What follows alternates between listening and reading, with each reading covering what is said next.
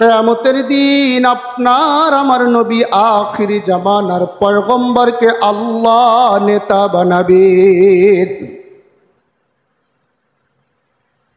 নবীজি বলেন, আনা সাইয়্যিদুন নাসি ইয়াউমাল কিয়ামাহ। কিয়ামতের ময়দানে আল্লাহ আমাকেই নেতা বানাবেন। সুবহানাল্লাহ। নবীজি সাহাবাদেরকে প্রশ্ন করলেন, ওয়াহাল তাদরুনা মিম্মা যালিকা। ও আমার সাহাবাদের দল, তোমরা কি জানো কিয়ামতের ময়দান কি? জানো তোমরা কিয়ামতের ময়দান কি? সাহাবায়ে কেরাম তারা জবাব দিলেন, আল্লাহ ও তার রাসূল ভালো জানেন। জবাব দিলেন যে আল্লাহ ও তার রাসূল ভালো জানেন। তখন নবীজি বললেন, আজমাউল্লাহুন নাসাল আউয়ালিনা ওয়াল আখিরিনা ফি সাঈদিন ওয়াহিদ। এই দুনিয়ার মধ্যে যত মানুষ আল্লাহ পাঠিয়েছেন আর পূর্বাপর যত মানুষকে আল্লাহ কিয়ামত পর্যন্ত আল্লাহ পাঠাবেন, সমস্ত মানুষকে আল্লাহ কিয়ামতের দিন একত্রিত করবেন। কিয়ামতের ময়দানে আল্লাহ জমা করবেন, জড়ো করবেন। আল্লাহ এই কথাই বলছেন। জড়ো করার পর ইসমিউহুমুদ দাঈ, একজন আহ্বানকারী ডাক দিবেন। কিয়ামতের ময়দানে যত মানুষ থাকবেন সমস্ত মানুষ ওই আহ্বানকারীর ডাকে তাকিয়ে দেখবেন, কে আমাকে ডাক দিল, কে আমাদেরকে ডাক দিল। তাকিয়ে দেখবেন যে কে আমাকে ডাক দিল, তাকাবেন। আল্লাহর নবী বলেন, তাকানোর পর তারা দেখবেন ওয়াতাদুনু শামসু, সূর্যটা তাদের নিকটবর্তী হয়ে গেছে। সূর্যটা তাদের নিকটবর্তী হয়ে যাওয়ার কারণে ফায়াবলুগান নাসা মিনাল গাম্মি ওয়াল কারাব মা লা ইউতিকুনা ওয়ালা ইয়াহতামিলুন ফায়াকুলুন নাস। সূর্যটা নিকটবর্তী হয়ে যাওয়ার কারণে তাদের কষ্ট, দুর্ভোগ ও পেরেশানি বেড়ে যাবে। কেন বেড়ে যাবে? সূর্যের তাপ। সূর্যটা নিকটবর্তী হয়ে যাওয়ার কারণে সূর্যের তাপে তাদের কষ্ট, দুর্ভোগ তখন বেড়ে যাবে।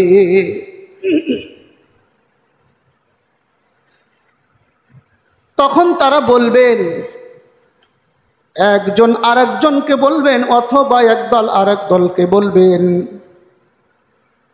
তোমরা কি দেখছো না আমরা কি পরিমাণ কষ্টের মধ্যে আছি, কি পরিমাণ মুসিবতের মধ্যে আছি? একদল আরেক দলকে তখন এই কথা বলবেন। তোমরা এক কাজ করো, তারা বলবে, তোমরা আব্বা আদমের কাছে যাও। আলাইকুম বিআদম। মানুষগুলা সবাই আদম নবীর কাছে উপস্থিত হয়ে যাবেন। ফায়াতুনা আদম আলাইহিস সালাম। আদম নবীর কাছে উপস্থিত হয়ে যাওয়ার পর আদম নবীকে বলবেন, আনতা আবুল বাশার, হে আমাদের আব্বা, আপনি তো সমস্ত মানুষের পিতা, আপনি তো সমস্ত মানুষের পিতা। খলাকাল্লাহু বিয়াদিহি, আল্লাহ আপনাকে নিজ কুদরতি হাতে সৃষ্টি করেছেন। আপনি তো আমাদের পিতা, আপনি এমন একজন পিতা, আপনাকে আল্লাহ তার নিজ কুদরতি হাতে সৃষ্টি করেছিলেন। ওয়া নাফাখা মির রূহিহি, আল্লাহ আপনার মধ্যে রূহ দিয়েছিলেন।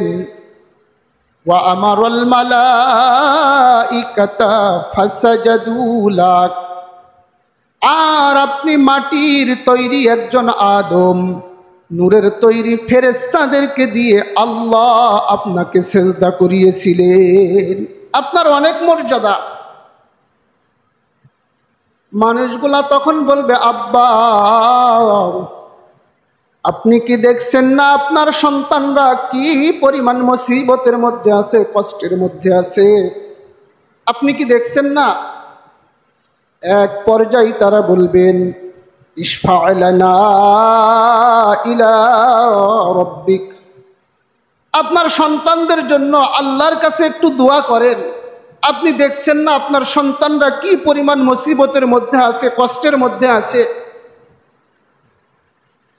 এই কথা শোনার পর একজন পয়গম্বর, একজন নবী, আদম নবী, একজন নবী, তিনি যেই জবাবটা দিবেন, সন্তানদেরকে বলবেন, আমার সন্তানেরা, ইন্না রাব্বী ক্বাদ গাদিবাল ইয়াউমা গাদবান লাম ইয়াগদাব ক্বাবলাহু মিসলা ওয়া লাম ইয়াগদাব বা'দাহু মিসলা।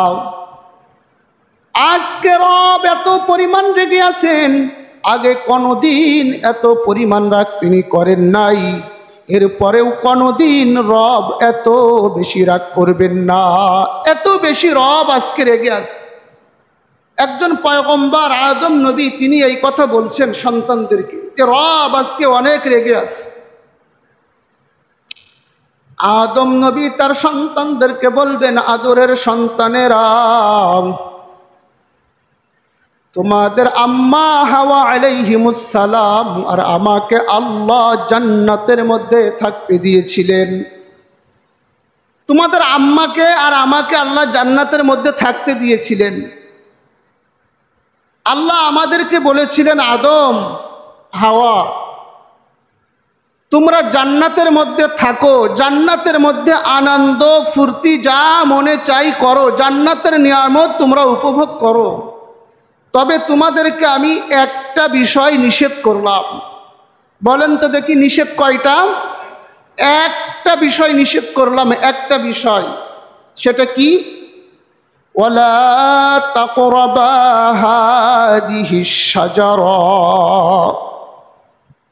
তোমরা ওই গাছের কাছে যাবা না, ওই গাছের ফল তোমরা খাবা না।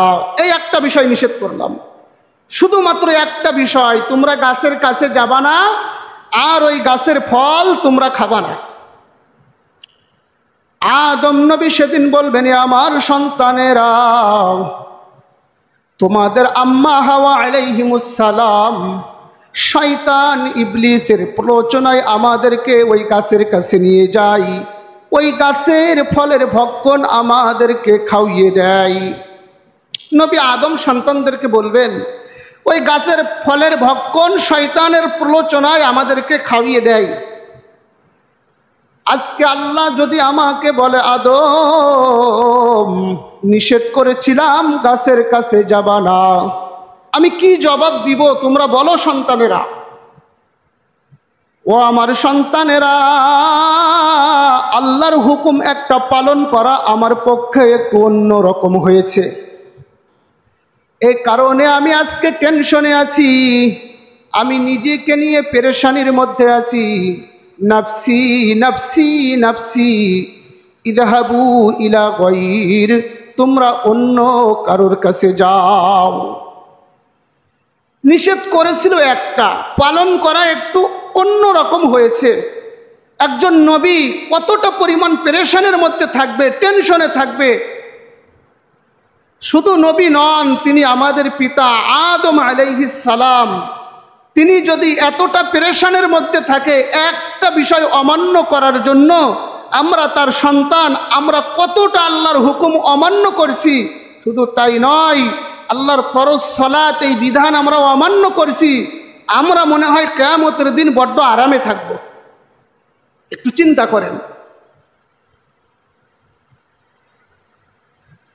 আদম নবী বলবেন, যাও যাও, আমি নিজেকে নিয়ে অনেক টেনশনের মধ্যে আছি, অনেক পেরেশানির মধ্যে আছি, তোমরা অন্য কারোর কাছে যাও। মানুষগুলা সেদিন ওই কষ্টের মধ্যে দৌড়াতে দৌড়াতে, ইযহাবু ইলা নূহ ফায়াতুনা নূহ আলাইহিস সালাম, সবাই নূহ নবীর কাছে উপস্থিত হয়ে যাবেন। নূহ নবীর কাছে যাওয়ার পর মানুষগুলা বলবেন আনতা রাসূলুল্লাহি ইলা আহলিল আরদ। ও নূহ পয়গম্বর, এই পৃথিবীর মধ্যে আপনি প্রথম রসূল। আপনি এমন একজন রসূল, আল্লাহ আপনার নামের পাশে এমন একটা লকব দিয়েছেন, এমন একটা উপাধি আল্লাহ আপনার নামের পাশে দিয়েছেন। আল্লাহ আপনাকে বলেছেন ওয়াকাদ সাম্মাকাল্লাহু আবদান শাকুরা, আপনি আল্লাহর একজন শুকরগুজারি বান্দা।